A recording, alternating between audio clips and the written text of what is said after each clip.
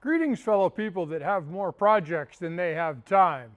I have something else for you today. Wait, what?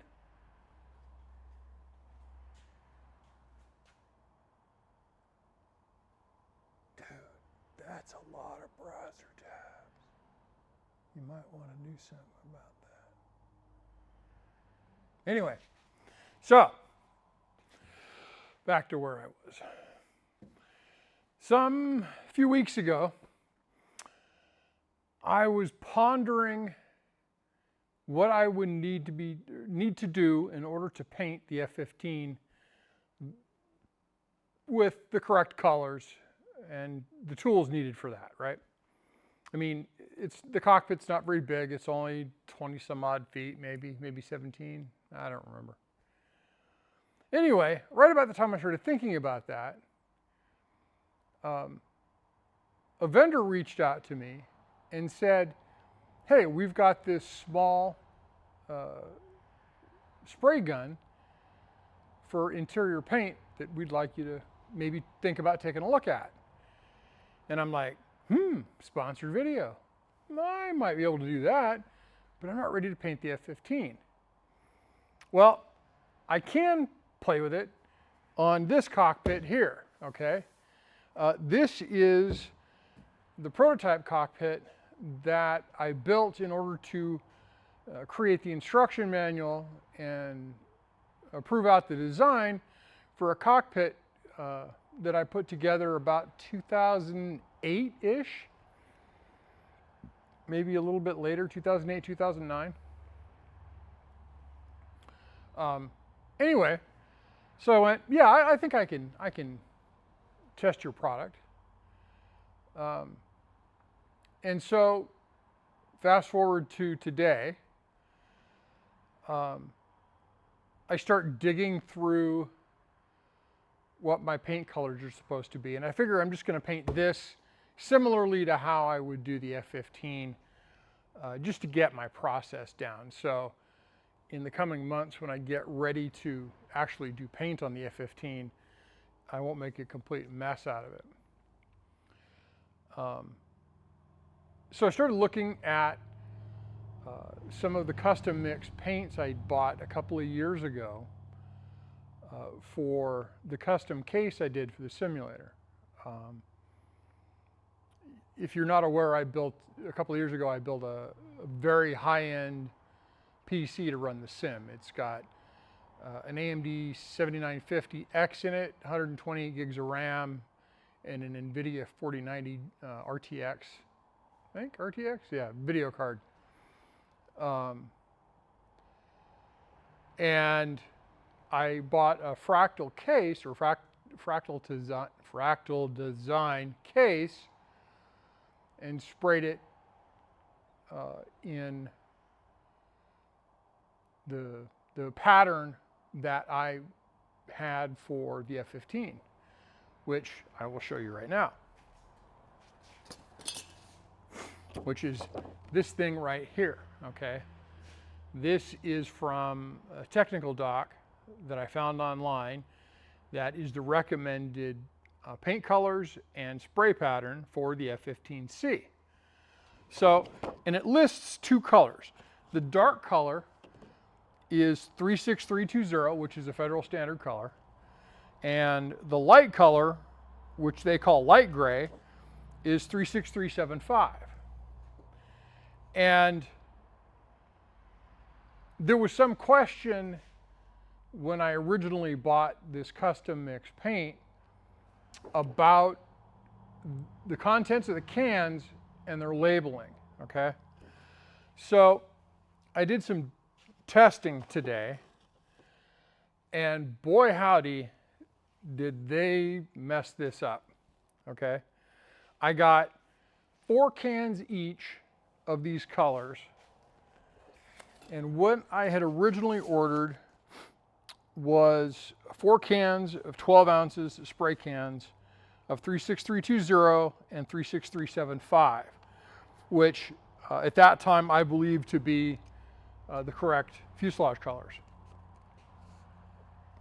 What I got were not the right stuff, okay? I have a can, or the paints that I got were 36375, which I ordered. What I got was 36176, which is a darker color. And the lighter can was marked 36375, but it actually contained, oops, I grabbed the wrong can.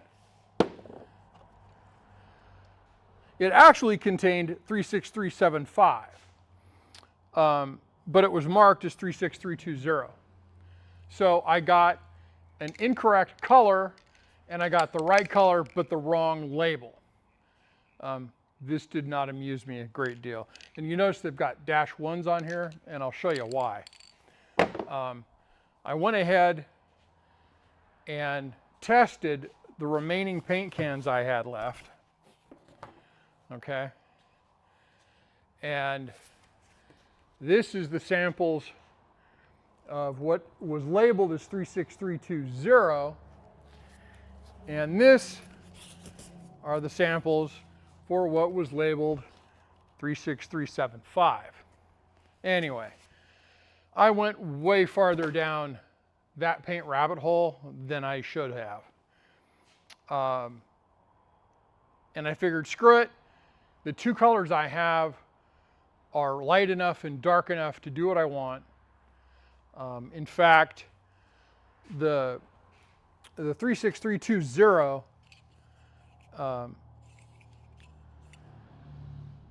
is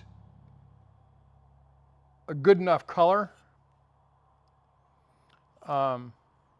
but again, that's not what I got. What I ended up with, like I said, was the 3637 or the 36176 and the 36375. And here is what the 76 looks like. Or the 76? No, yeah, the 36176. And then this is 36375. Okay. So I figured no problem. I'll just go ahead and I'll take these two down to Ace Hardware, where I have weird paint colors mixed often enough that they usually roll their eyes when I come in, because they know I'm going to ask for something strange. And their paint matching machine can't match off metal. And those are the paint swatches I've got. I made testing samples a few weeks ago with the intention of doing this going to Ace. And so now what I have to do is make new paint samples for their machine, but I've got to paint it in wood, which is kind of annoying, but it's the limits of their tech, and that's fine. I could buy a quarts of paint from the company that I bought a more recent Federal Standard color paint from, but I am not paying $60 a quart for something that may not be suitable for the paint gun that I got. My other option is to take this in to Ace, and this is my Federal Standard color book. Okay, it's got little 1/2" by 1" paint chips for all of the Federal Standard colors ever made. Okay, and that's how I figured out what color I actually got in that one can. It was the 176.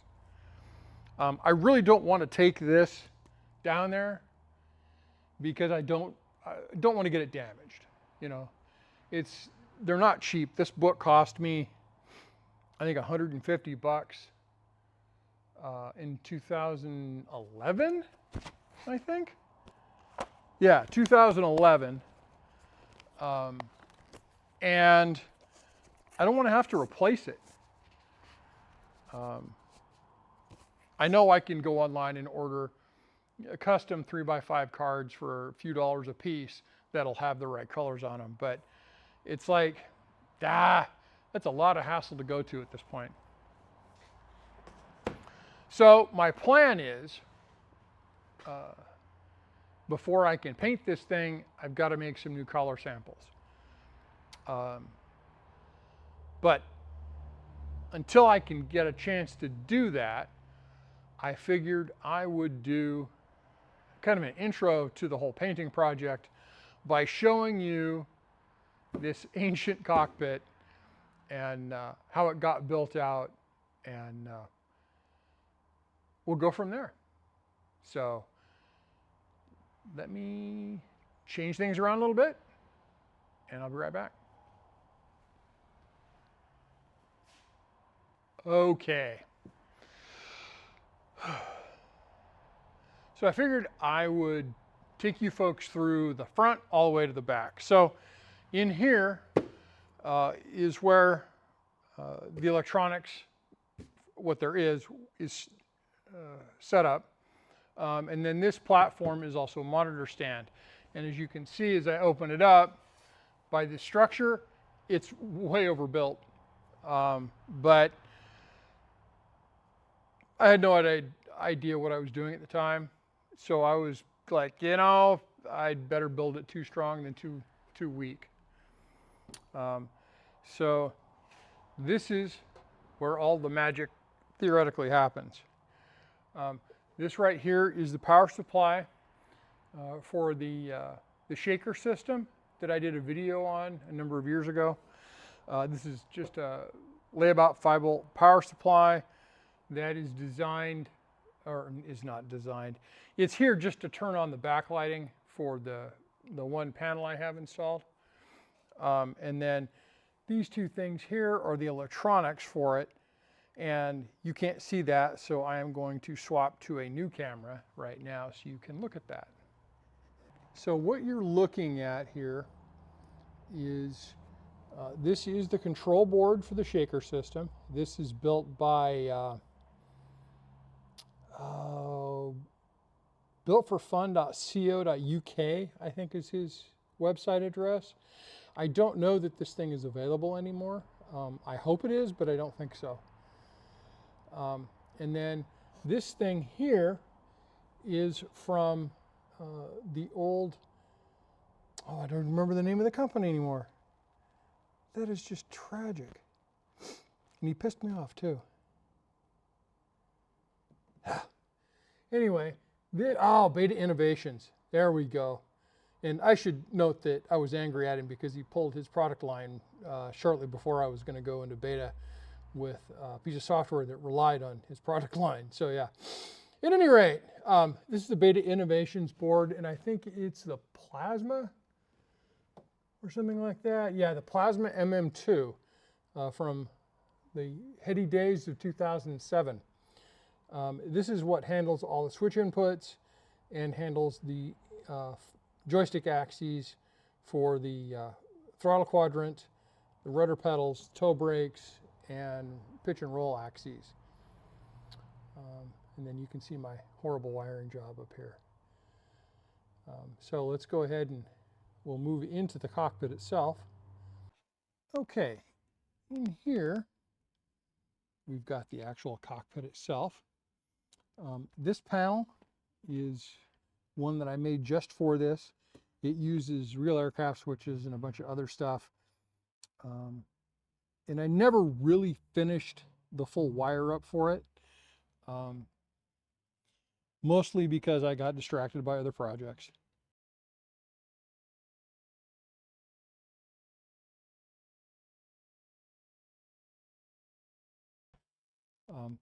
Here is the throttle quadrant.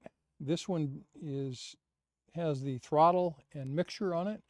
This is based on a design that Mike Powell did in one of his DIY flight simulator books. And I think it was the first one that he came out with, had this design in it.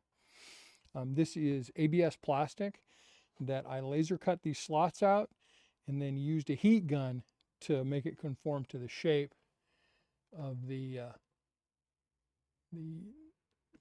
quadrant itself.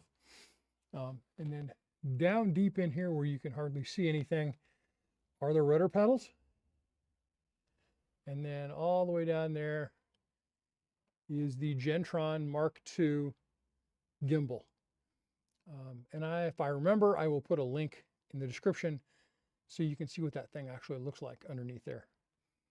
And then this is an LCD panel that is ready to display whatever avionics I wanted to display at the time.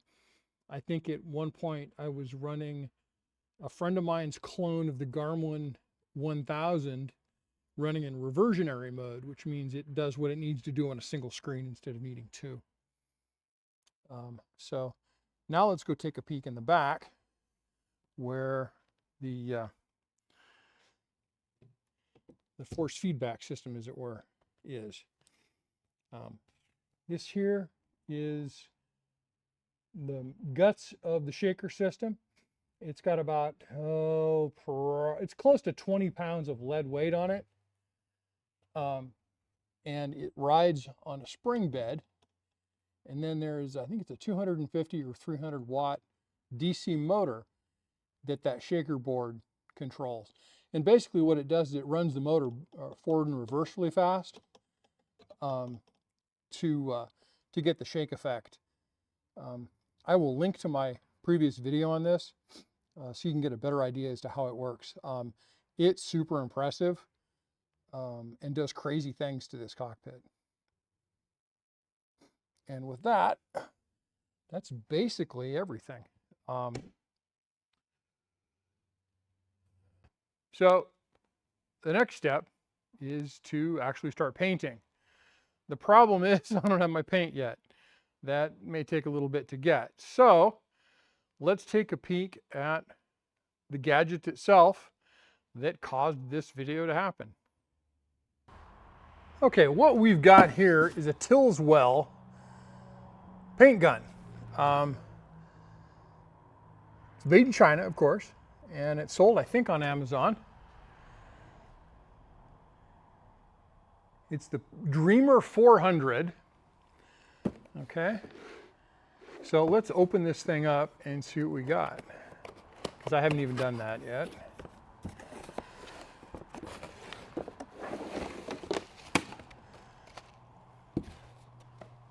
Box. We have instructions, and it looks like a cleaning brush. Something I just dropped on the floor. It looks suspiciously like a funnel of some kind.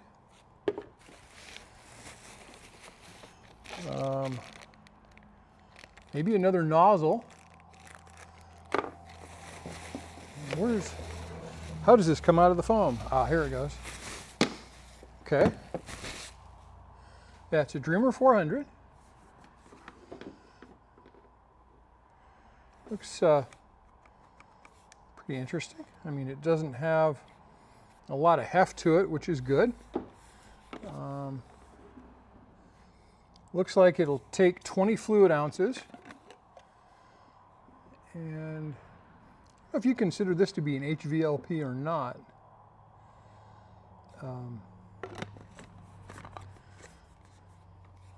But again, it's not real heavy. It says, I'll go ahead and I'll give you a better idea of the model number there. Not sure what the 500 watts is about. Let's see what we got under here.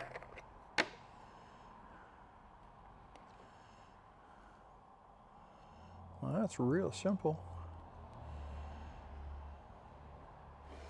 I'm wondering, okay, yeah, that other orange part is a new nozzle, or a different nozzle.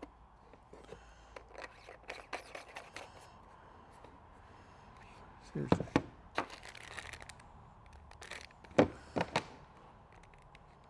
Yeah, the nozzle here looks to be maybe 2 millimeters, maybe 2.5 millimeters in diameter. And this one looks to be 1 millimeter.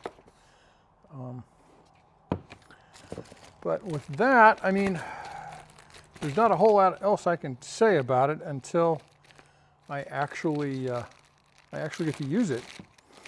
And that's for you folks will be almost instantly, but for me, it could be a day or two. It looks like a cleaning rod of some kind.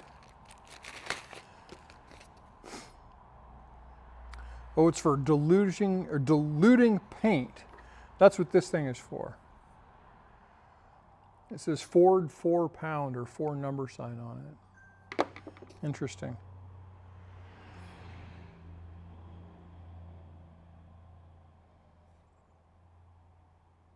Oh, I get it. You're supposed to fill this up all the way, apparently. And if it runs out under 110 seconds, I guess you don't need to thin the paint. Cleaning tips,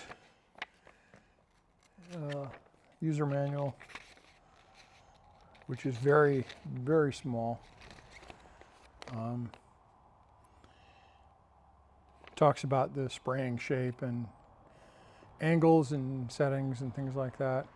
It's interesting that it shows in the manual here that the draw tube has an angle to it, but the draw tube that's in there is perfectly straight. So that's kind of interesting. I wonder if it's just a documentation error or what the deal is. But it's got a little bit more information on paint dilution in here, which is good because I barely have any idea as to what the hell I'm doing when it comes to spraying paint. But yeah, let's take a look at that again. Yeah, it's a straight tube. And the documentation clearly shows that having a 45-degree angle there. I wonder how hard that'd be to take off. Oh, it's fairly easy to take off, so I suppose if I wanted to, I could print one. That wouldn't be a terrible choice. But, okay, well, next up, I guess, is throwing some paint. Okay, so I have got my paint. I went to Home Depot, and it turns out that you can actually give Home Depot the federal standard color number, and they can enter it in their computer, and it'll spit out the right mix for getting the colorant you want. This is 3176, and this one is 36375. So, and as you can see, kinda, it's a pretty good match, if not exact.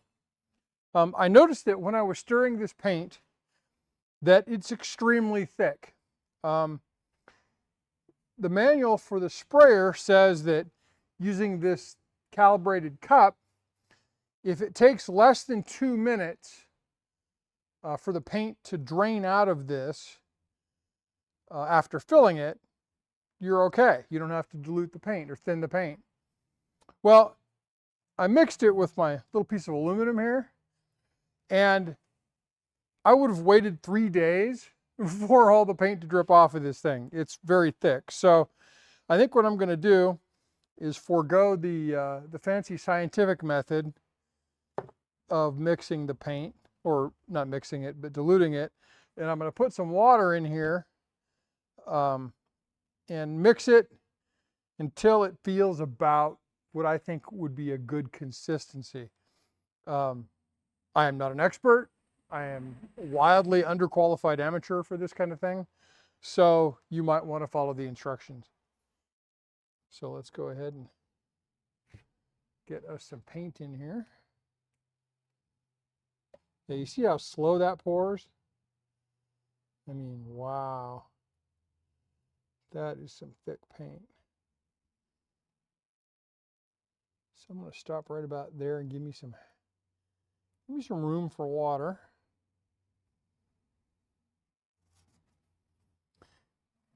Wipe it off of there a little bit. Okay. Add some water to that. That's probably about right, but I could be wrong. We'll find out. I may have to actually add some more paint to this. And hopefully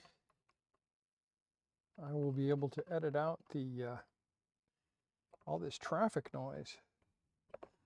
Because I've got my shop door wide open because I'm not going to paint inside the shop. I'm going to paint outside. You will see that shortly.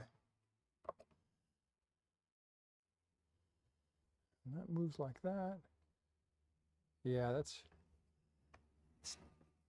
definitely a thinner paint, that's for sure.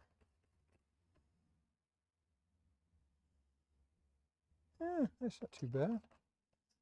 Let's run with that and see what we get.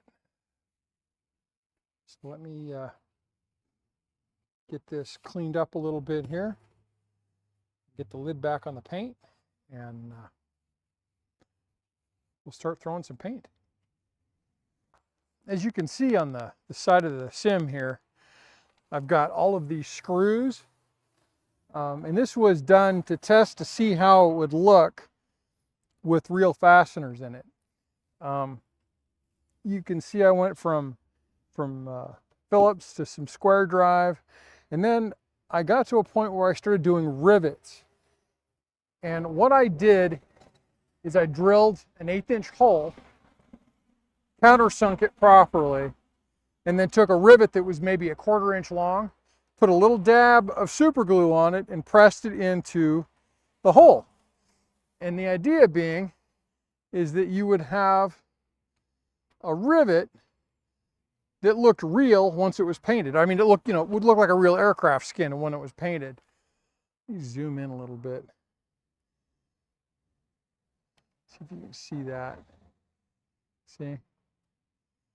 It actually turned out pretty well, I think. And we'll see if my idea pans out once it's painted. So I'm going to back up the camera here and do some pattern testing on with the spray gun.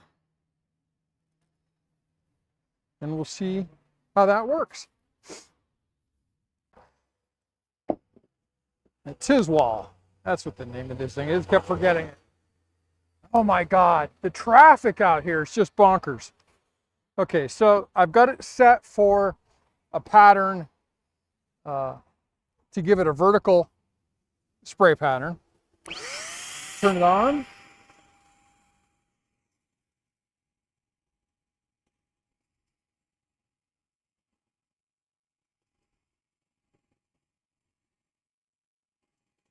That's not too bad at all.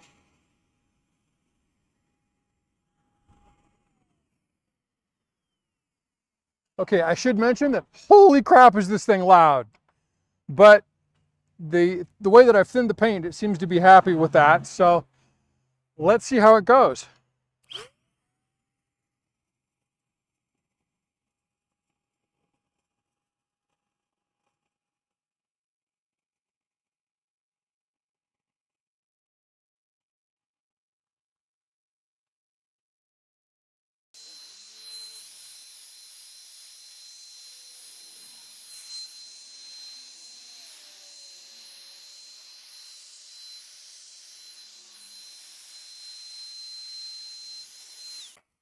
I have got to get some ear protection on.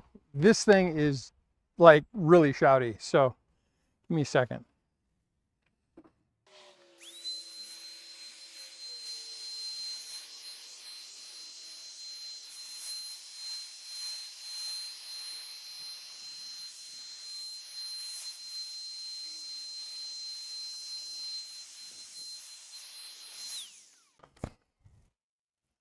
Well, that didn't look too bad. The original cockpit that I had built, or not the original, the quote-unquote production version that I made, I painted with what's called a critter gun, which is basically a mason jar with a fancy nozzle on it that uses an air compressor, and it just blows paint pretty well. And this is similar to that. The droplets of paint are very large. I suspect it's because I'm doing something wrong. At any rate, I'm going to go ahead and we'll get you zoomed in here so you can see kind of what it looks like so far. I'm going to go ahead and turn the camera off and finish with this first coat, and then we'll go from there. All righty. I have got the painting mostly done. This is just the lighter color, and as you can see, it does a pretty good job. It's gonna take a little, won't take long to dry because it's really warm outside right now. This is what the rivet lines look like after painting. You can see the flush rivets don't look so great, but the button head rivets look pretty nice. So that might be an effect you could use in a cockpit you build. And again, I am not a paint guy,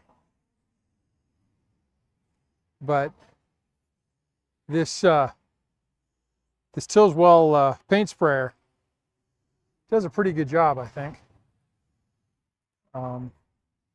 It's certainly worth the money as far as I can tell. When I was looking at it on Amazon, I think it was $28, and it may not be that now, being that the Chaos Goblin taxes are playing hell with the world right now. I did do a couple of other experiments. I shot some of that paint onto my container here, and it looks to coat pretty well. I don't know that I would paint the entire container 20 ounces of paint at a time, but that's an option if you so choose, I suppose. And I also did something really insane at the spur of the moment and shot some of that paint onto the F-15, and it looks okay. I mean, we'll let it dry and see how it goes. The surface is completely unprepped. It's dusty, it's dirty, but you know, if nothing else, it shows you worst case scenario with this thing. So yeah. One of the things that I did notice about it that kind of concerned me is the body here gets kind of hot. I noticed it when I was adding more paint to it, and I brought out my temperature probe, and as you can see, it's up to 120 degrees. It doesn't burn your hand really, but you can tell it's hot, and it's not comfortably hot. So that might be something that the manufacturer might want to take a look at. At any rate, that concludes this product test, I guess.